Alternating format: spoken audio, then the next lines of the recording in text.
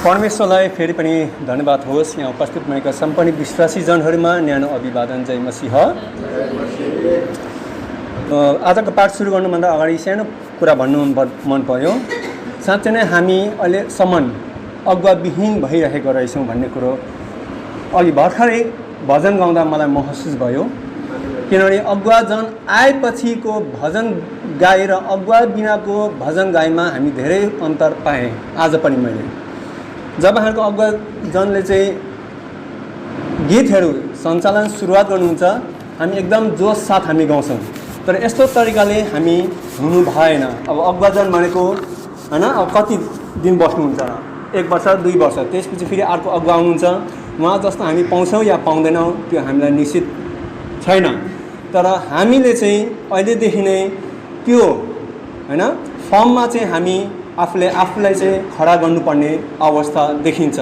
हुन त पहिला आजभन्दा 4 वर्ष अगाडि आउँदाखेरिको अवस्था र अहिलेको अवस्थामा धेरै परिवर्तन आइसकेको छ। परमेश्वरले हामीलाई धेरै आशिष दिनुभएको छ होइन, हामी आफैले पनि महसुस गर्न सक्छौँ।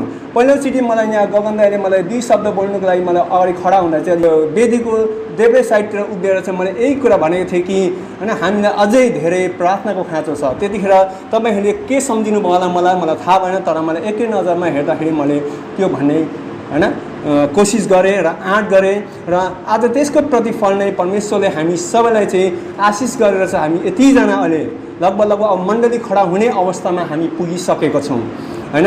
अब यसलाई हामी अझै निरन्तर रूपमा गरेर चाहिँ अब हामी चाहिँ आमा मण्डली भएर चाहिँ अरू छोराछोरीहरू चाहिँ जमाउनु पर्ने अवस्था छ। तर अझै पनि हामीले चाहिँ एकता भएर चाहिँ अगाडि बढ्नु एकदमै जरुरी भएको कारणले गर्दाखेरि चाहिँ तपाईँहरू सबै समक्ष चाहिँ विनम्र अनुरोध गर्दछु कि हामी अब कसैको भर नपरेर चाहिँ हामी आफ्नो खुट्टामा आफै खडा भएर चाहिँ हिँड्नु सक्नुपर्ने हुन्छ भन्ने कुरो चाहिँ मलाई मनमा लागेर चाहिँ आज तपाईँ समक्ष यो कुरा राखेको छु है। र आज हामी परमेश्वरको वचन प्रसन्डेको पाठ 20 हामी अध्ययन गर्नेछौँ। खास आज 21 हो, तर गत हप्ता 21 पढेको हुनाले चाहिँ आज 20 पाठ हामी पढ्ने गइरहेको छौँ। यसको बाइबलको पाठ रहेको छ 1 कोरिन्थी 12 अध्यायको 12 देखि 31 पदसम्म र यसको शीर्षक रहेको छ शरीरलाई अङ्गहरूको खाँचो हुन्छ है। शरीरलाई अङ्गहरूको खाँचो हुन्छ भन्दाखेरि पनि मैले सरल भाषामा यसलाई म के भन्नु चाहन्छु भन्दाखेरि चाहिँ शरीरका सबै अङ्गहरू आवश्यक छन् होइन। शरीरमा जति पनि अङ्गहरू छन् सबै आवश्यकहरू छन्। र हातमा रहेको सानो सानो औँलामा रहेको सानो सानो एउटा रौकोदेखि लिएर चाहिँ होइन हाम्रो शरीरको भित्री मुटुदेखि लिएर हरेक कुरा हामीलाई एकदमै आवश्यक पर्छ। त्यो विषयमा चाहिँ आज म तपाईँलाई पठन गर्न गइरहेको छु। र शरीरलाई अङ्गहरूको खाँचो हुन्छ भन्नुको तात्पर्य चाहिँ के हो भन्दाखेरि चाहिँ होइन शरीरका सबै अङ्गहरू एक अर्कासँग सम्बन्धित र आवश्यक छ भन्ने कुरो बुझिन्छ। कुनै पनि अङ्ग सानो वा ठुलो भए तापनि त्यसको आफ्नै महत्त्व हुन्छ। आँखा, कान, हात, खुट्टा, मुटु आदि सबैको अङ्ग आफ्नो आफ्नो काम गर्छ र एक अर्कासँग सहयोग बिना चाहिँ शरीर पूर्ण रूपले काम गर्न सक्दैन। भन्नुको तात्पर्य एक आपससँग इन्टर रिलेटेड भएको कारणले गर्दाखेरि चाहिँ एक आपसमा डिपेन्डेन्सी भएको हुनाले चाहिँ एक आपसमा त्यो के हुनुपर्छ, एक आपसमा चाहिँ पूर्ण रूपमा चाहिँ साथ लिएर चाहिँ अगाडि बढ्यो भने मात्रै त्यो सफल हुन्छ भन्ने कुरो चाहिँ यस आजको यो पाठले हामीले सिकाउनु खोजेको छ। त्यसरी नै जसरी शरीरको अङ्ग एक आपसमा इन्टर रिलेटेड हुन्छ त्यसरी नै मण्डलीका हरेक विश्वासीहरूले आफ्नो स्थान र जिम्मेवारी हुन्छ। कसैले प्रचार गर्छ भने कसैले सेवा गर्छ, कसैले प्रार्थना गर्छ भने कसैले उत्साह दिने काम गर्छ। सबैको योगदान एकदमै आवश्यक छ। कसैको योगदान खेरो जाने किसिमको हुँदैन। यदि एउटा अङ्गले काम नगरे शरीरलाई असर पर्छ भने मण्डलीमा पनि एक व्यक्तिको अभाव र व्यवस्थाले सम्पूर्ण मण्डलीमा प्रभाव पार्न सक्छ भन्ने कुरो पनि आजको पाठले हामीलाई सिकाउन खोजिरहेको छ। जसरी प्रेरित पावलले होइन मण्डलीलाई क्रिस्टको शरीर र विश्वासीहरूलाई त्यस शरीरको विभिन्न अङ्गहरूसँग तुलना गर्नुभएको हामी पाउँछौँ। जसरी शरीरको हरेक अङ्गले आफ्नो महत्त्व र काम गर्छ त्यसरी नै मण्डलीमा रहेको हरेक विश्वासीको आफ्नै महत्त्व रहेको हुन्छ। कुनै पनि व्यक्ति अनावश्यक वा महत्त्वहीन हुँदैन भन्ने कुरो चाहिँ हामीले बुझ्न एकदमै जरुरी छ। मण्डलीमा धेरै प्रकारका मानिसहरू हुन्छन् है, तर यसको अर्थ कसैलाई कम महत्त्व दिनु वा व्यवस्था गर्नु चाहिँ हामीले हुँदैन।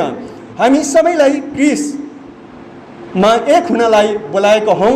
संसारले जात, रङ, भाषा, धन वा सामाजिक अवस्थाका आधारमा मानिसहरूलाई चाहिँ विभाजन गर्न सक्छ, तर क्रिस्टमा हामी सबै एउटै आत्मामा बप्तिस्मा पाएर एउटै शरीरका अङ्ग भएका छौँ।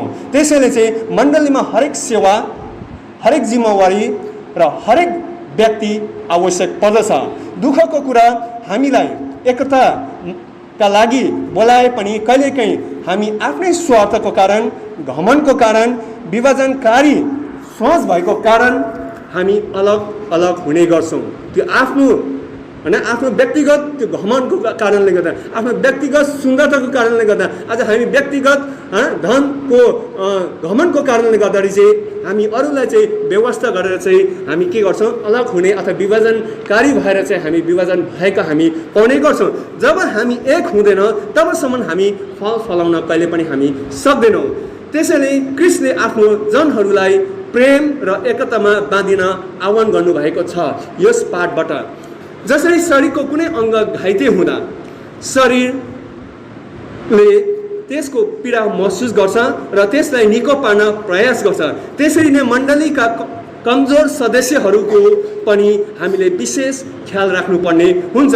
शरीरका कम आकर्षक देखिने अङ्गहरूलाई जसरी हामी ढाक्छौँ, होइन, सजाउँछौँ, सम्मान गर्छौँ। भन्नुको त हाम्रो शरीरमा केही खोटहरू छ भने, अनुहारमा दाग छ भने त्यसलाई क्रिम, लाली, पाउडर दलेर पनि हामी जसरी ढाक्न कोसिस गर्छौँ, त्यसै गरी मण्डलीमा रहेको हरेक कमजोर, होइन, सङ्घर्ष गरिरहेका वा पछि परेका विश्वासीहरूलाई हामीले चाहिँ प्रेम, सहयोग र प्रोत्साहन दिनु एकदमै आवश्यक छ। र यही कुरा चाहिँ आजको पाठले पनि हामीलाई सिकाउन खोजिरहेको छ। उनीहरूलाई व्यवस्था गर्नु होइन, बरु क्रिस्टमा बलियो बनाउने हाम्रो क्रिस्चियन जिम्मेवारी हो भन्ने कुरा चाहिँ आजको पाठले हामीलाई सिकाउन खोजिरहेको छ।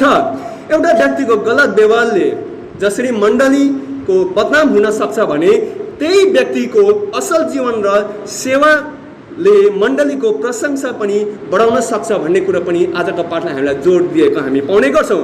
त्यसैले एक अर्काको उन्नति र आत्मिक वृद्धिका लागि चाहिँ हामीले सहयोग गर्नु एकदमै जरुरी छ।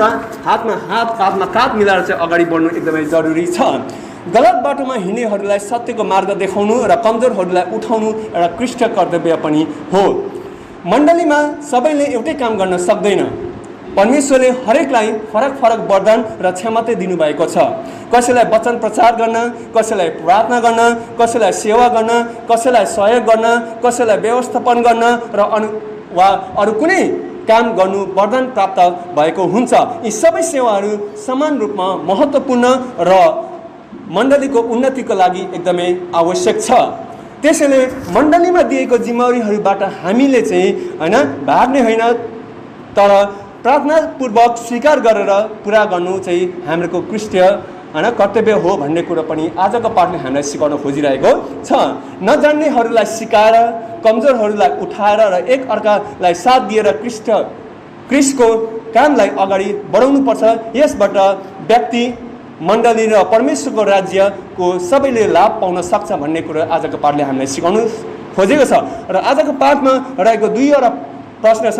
त्यो दुईवटा प्रश्नको पनि म तपाईँलाई व्याख्या गर्न चाहन्छु। पहिलो प्रश्न के छ भन्दाखेरि चाहिँ हामीले आफ्नो शरीरलाई वास्ता गरे जस्तै मण्डलीका विभिन्न भागलाई हामीले वास्ता गर्छौँ कि भनेर प्रश्न सोधेको छ। यसको उत्तर हुन्छ हो, हामी सक्छौँ। तर कसरी भन्दाखेरि चाहिँ मण्डली क्रिस्टका शरीर हो र हामी सबै त्यसका अङ्गहरू हौँ। जसरी शरीरको कुनै पनि अङ्ग दुख्दा सम्पूर्ण शरीरले त्यसको असर महसुस गर्छ, त्यसरी नै मण्डलीका हरेक सदस्यको आवश्यकता, दुःख, खुसी, सेवाप्रति हामी एकदमै चासो राख्नुपर्ने हुन्छ। यदि हामीले चाहिँ एक अर्कालाई प्रेम, सहयोग र प्रार्थनाद्वारा वास्ता गर्छौँ भने मण्डली बलियो र स्वस्थ हुन पुग्छ। र प्रश्न नम्बर 2 मा रहेको छ, हामी सबैले समान जिम्मेवारी उठाए भने मण्डलीलाई झन् बढी राम्रो हुन्छ कि भनेर प्रश्न सोधेको छ। यसको उत्तर हुन्छ हो, अझै बढी राम्रो हुन्छ। तर कसरी भन्दाखेरि चाहिँ प्रत्येक विश्वासीले आफ्नो क्षमता, वरदान र जिम्मेवारी अनुसार सेवामा सहभागी हुँदा मण्डली अझ प्रभावकारी र सशक्त बन्छ। सबैले एउटै काम गर्ने होइन, तर सबैले आफ्नो भाग जिम्मेवारी इमान्दारीपूर्वक पुरा गर्दै कामको भार बढिन्छ, सेवाहरू उत्साहित हुन्छन् र मण्डलीको वृद्धि तथा विकासमा सकारात्मक प्रभाव पर्छ भन्ने कुरो चाहिँ आजको यो प्रश्नको उत्तरले चाहिँ हामीलाई सिकाउन खोजिरहेको छ।